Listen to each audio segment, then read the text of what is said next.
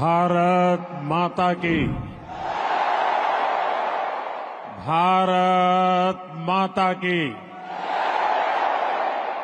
भारत माता की। नमस्कार।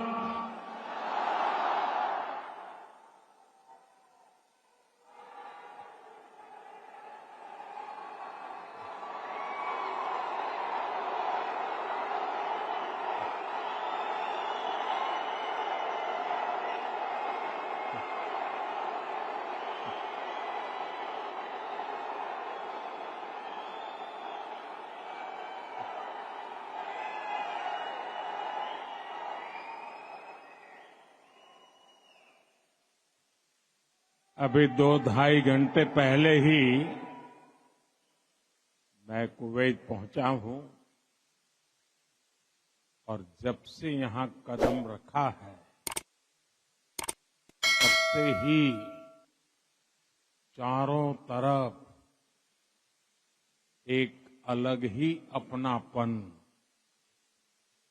एक अलग ही गर्मजोशी महसूस कर रहा हूं। यहां पर नॉर्थ, साउथ, ईस्ट, वेस्ट, हर क्षेत्र के अलग अलग भाषा बोली बोलने वाले लोग मेरे सामने नजर आ रहे हैं, लेकिन सबके दिल में एक ही गुंज है।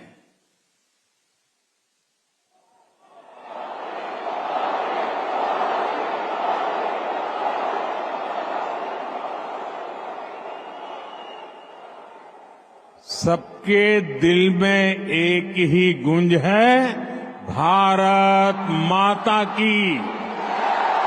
भारत माता की। जब भी मैं कुवैत की लीडरशिप से बात करता हूं तो वो आप सभी की बहुत प्रशंसा करते हैं।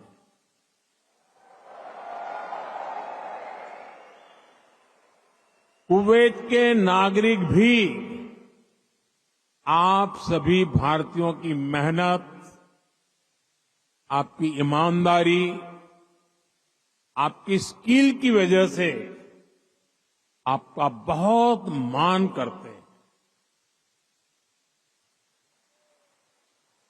आज भारत रेमिटेंस के मामले में दुनिया में सबसे आगे है,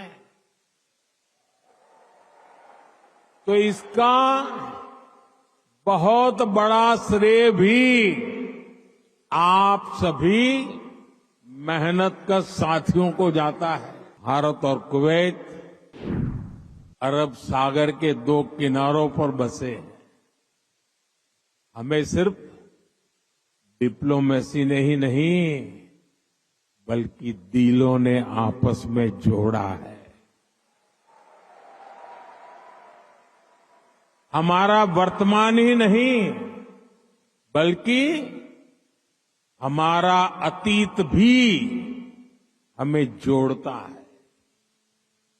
एक समय था जब कुवैत से मोती, खजूर और शानदार नस्ल के घोड़े भारत जाते थे और भारत से भी बहुत सारा सामान यहां आता रहा है। भारत के चावल, भारत की चाय, भारत के मसाले, कपड़े, लकड़ी यहां आती थी। भारत की टीकवुड से बनी नौकाओं में सवार होकर कुवैत के नाविक लंबी यात्राएं करते थे। कुवैत के मोती भारत के लिए किसी हीरे से कम नहीं रहे हैं। आज भारत की ज्वेलरी की पूरी दुनिया में धूम है, तो उसमें कुवैत के मोतियों का भी योगदान है। गुजरात में तो हम बड़े बुजुर्गों से सुनते आए हैं कि पिछली शताब्दियों में कुवैत से कैसे लोगों का, व्यापारी कारोबारियों का आना जाना रहता था। हम पूरे विश्व को एक परिवार मानते हैं। भारत एक विश्व बंधु के रूप में दुनिया के भले की सोच के साथ आगे चल रहा है और दुनिया भी भारत की इस भावना को मान दे रही है। आज 21 दिसंबर 2024 को दुनिया अपना पहला वर्ल्ड मेडिटेशन डे सेलिब्रेट कर रही है। ये भारत की हजारों वर्षों की मेडिटेशन परंपरा को ही समर्पित है। 2015 से दुनिया 21 जून को इंटरनेशनल योगा डे मनाती आ रही है। ये भी भारत की योग परंपरा को समर्पित है।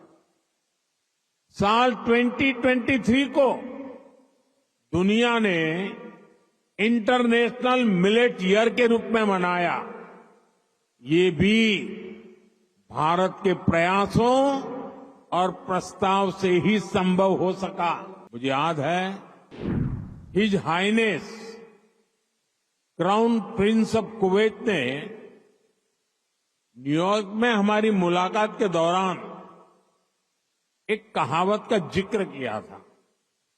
उन्होंने कहा था, "When you are in need, India is your destination."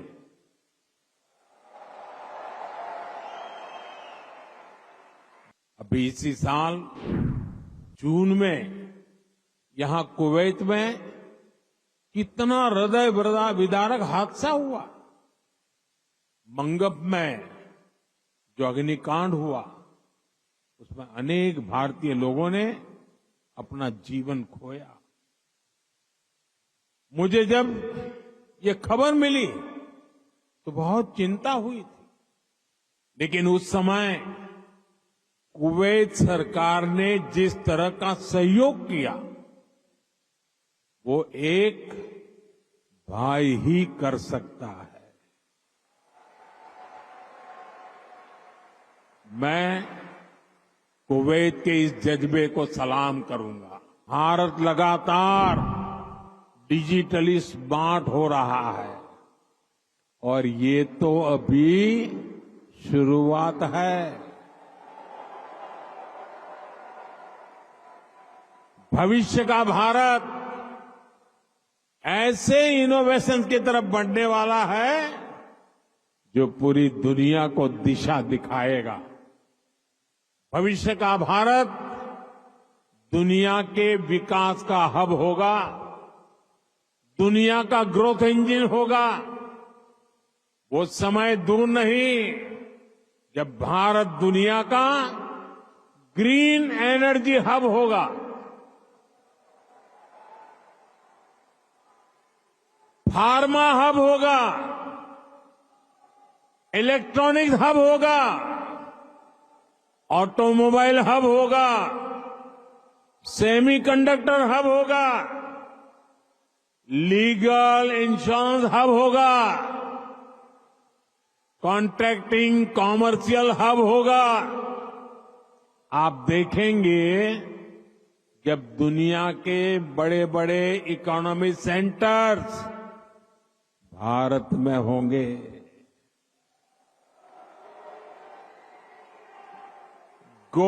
Global capability centres हो, ग्लोबल टेक्नोलॉजी सेंटर्स हो, ग्लोबल इंजीनियरिंग सेंटर्स हो, इनका बहुत बड़ा हब भारत बनेगा। इसी साल 8 से 10 जनवरी तक भुवनेश्वर में प्रवासी भारतीय दिवस का आयोजन होगा। दुनिया भर से लोग आएंगे। मैं आप सबको इस कार्यक्रम के लिए आमंत्रित करता हूं। इस यात्रा में आप पुरी में महाप्रभु जगन्नाथ जी का आशीर्वाद ले सकते हैं। इसके बाद प्रयागराज में आप महाकुंभ में शामिल होने के लिए प्रयागराज पधारिए। ये 13 जनवरी से 26 फरवरी तक चलने वाला है, करीब 1.5 महीना। 26 जनवरी को आप गणतंत्र दिवस देखकर ही वापस लौटिए। और हां, आप अपने कुवैती दोस्तों को भी भारत लाइए, उनको भारत घुमाइए। यहां पर कभी एक समय था, यहां पर कभी श्री दिलीप कुमार साहब ने पहले भारतीय रेस्तरां का उद्घाटन किया था। भारत का असली जायका तो वहां जाकर ही पता चलेगा। इसलिए अपने कुवैती दोस्तों को इसके लिए जरूर तैयार करना है।